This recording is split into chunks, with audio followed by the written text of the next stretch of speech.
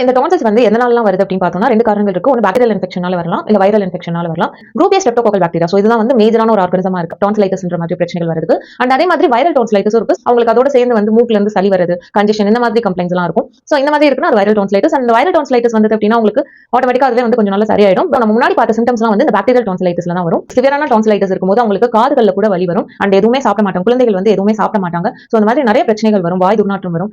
And இந்த tonsils பிரச்சனை வந்து திருப்பி திருப்பி வந்துட்டே இருக்கு. ரொம்ப கிரானிக்கா நாள்பட்ட டான்சிலைட்டிஸா இருக்கு, ட்ரீட்மெண்ட் சரியான முறையில் எடுக்கல அப்படின்னா சோ அதனால வந்து அவங்களுக்கு நிறைய காம்ப்ளிகேஷன்ஸ் வரலாம். அதுல ஒன் ஆஃப் த காம்ப்ளிகேஷன்ஸ் தான் வந்து பெரிடான்சிலர் ஆப்சஸ். சோ பெரிடான்சிலர் ஆப்சஸ் அப்படின்னு சொல்றோம். ஆப்சஸ்னா வந்து சீல் கட்டி மாதிரி வந்து ஃபார்ம் ஆகும். சோ அந்த டான்சில்ஸ் சுற்றி உள்ள பகுதியில வந்து சீல் கட்டி மாதிரி ஃபார்ம் ஆகும். சோ அது வந்து ஒரு காம்ப்ளிகேஷனா இருக்கு. அந்த திசுக்கள் வந்து அதிகமா பாதிப்பாகி செல்லுலைட்டிஸ் மாதிரி கண்டிஷனும் வந்து வரதுக்கு வாய்ப்புகள் இருக்கு. இந்த டான்சில் பிரச்சனை வந்து நம்ம ஏர்லியராவே நம்ம ட்ரீட் பண்ணிட்டோம் அப்படின்னா நமக்கு எந்த பிரச்சனையுமே கிடையாது. சோ இந்த டான்சிலைட்டிஸ் பிரச்சனை வந்து உங்க குழந்தைகளுக்கு வருது, அடிக்கடி வருது அப்படின்னா சோ அவங்க என்ன மாதிரி மேனேஜ் பண்ணலாம் அப்படின்னு பார்த்தோம்னா சுடு தண்ணியில உப்பு போட்டு உள்நாக்கு பகுதியில வச்சு நல்லா கர்கிள் பண்ண சொல்லணும். சோ இந்த மாதிரி 2 டைம்ஸ் டெய்லி பண்றாங்க அப்படின்னா டான்சிலைட்டிஸ் பிரச்சனையில வந்து ரொம்ப பெயின் இருக்கு அப்படின்னா அதெல்லாம் நல்லா அமிலரேட் ஆகும்.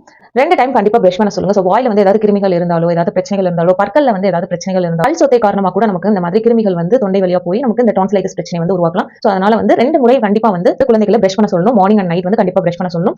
சோ சப்போஸ் டான்சிலைட்டிஸ் வந்துச்சுன்னா ரொம்ப வந்து ஹார்டான ஃபுட்ஸ் எடுக்காம, ரொம்ப சாலிடான உணவுகள் வந்து எடுக்காம சாஃப்டான ஃபுட்ஸ் வந்து எடுத்துக்கிறது நல்லது. அண்ட் அதே மாதிரி தண்ணி வந்து நிறைய குடிக்க சொல்லணும். சோ டான்சிலைட்டிஸ் வந்துச்சுன்னா இந்த மாதிரி மேனேஜ்மெண்ட் பண்றப்போ உங்களுக்கு இன்னும் ஹெல்ப்ஃபுல்லா இருக்கும். பேசிக்காவே டான்சிலைட்டிஸ் பிரச்சனை வந்துச்சுன்னா நார்மலா ஆன்டிபயோட்டிக்ஸ் தான் எடுப்பாங்க. ரொம்ப கிரானிக்கான டான்சிலைட்டிஸ்னா சர்ஜரி வந்து சஜஸ்ட் பண்ணுவாங்க. சோ சர்ஜரி வந்து கண்டிப்பா பண்ணுமா. சோ இந்த டான்சில் அப்படின்றது நமக்கு நார்மலாவே இம்யூன் ப்ரொடியூசிங் ஆர்கன் தான். சோ அதை போய் நம்ம வந்து கட் பண்ணி எடுக்கணும்ன்ற அவசியம் கிடையாது. அதுவும் குழந்தைகளுக்கு சர்ஜரி அப்படின்னா ரொம்ப பயப்படுவாங்க. அந்த மாதிரி நிறைய பிரச்சனைகள் இருக்கு.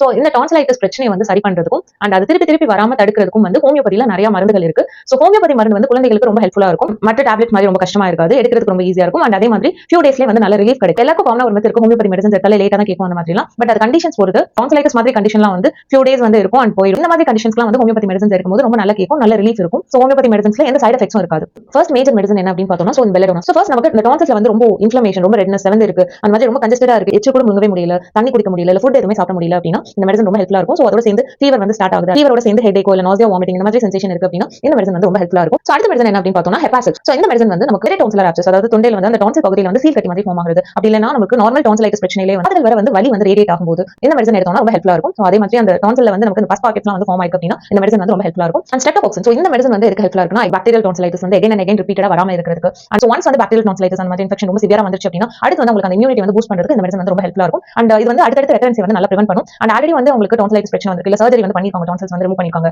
டான்சிலெக்டமி சர்ஜரி பண்ணிருக்காங்க அப்படின்னா அடுத்து வந்து உங்களுக்கு ஏதாவது ஜலதோஷம் இந்த மாதிரி பிரச்சனைகள் வருதுன்னா அதை வந்து நல்லா கிளியர் பண்றதுக்கு இந்த மெடிசன் ரொம்ப ஹெல்ப்ஃபுல்லா இருக்கும். அண்ட் இம்யூன் சிஸ்டம் பூஸ்ட் பண்றதுக்கு இந்த மெடிசன் ரொம்ப ஹெல்ப்ஃபுல்லா இருக்கு. அடுத்த மேஜர் மெடிசன் என்ன அப்படின்னு பார்த்தோம்னா மெக்ஸோல். எப்பவுமே அடிக்கடி swallow பண்ற மாதிரி இருந்துட்டே இருக்கும், தொண்டையில வந்து ஏதோ இருக்கிற மாதிரி சென்சேஷன் இருந்துட்டே இருக்கும். சோ அந்த வீக்கம் காரணமா தொண்டையில வந்து ஏதோ அடைக்க மாதிரி இருக்கிற மாதிரி இருக்கும். அண்ட் அதே மாதிரி பஸ் பாக்கெட் அந்த ஒயிட் கலர்ல ஸ்பாட்ஸ் மாதிரி அங்கங்க தெரியும். சோ அந்த பஸ் வந்து சேர்ந்து ஒயிட் கலர் ஸ்பாட்ஸ் மாதிரி டான்சில்ஸ்ல வந்து தெரியும். சோ அதெல்லாம் வந்து எலிமினேட் பண்றதுக்கு ரொம்ப ஹெல்ப்ஃபுல்லா இருக்கும்.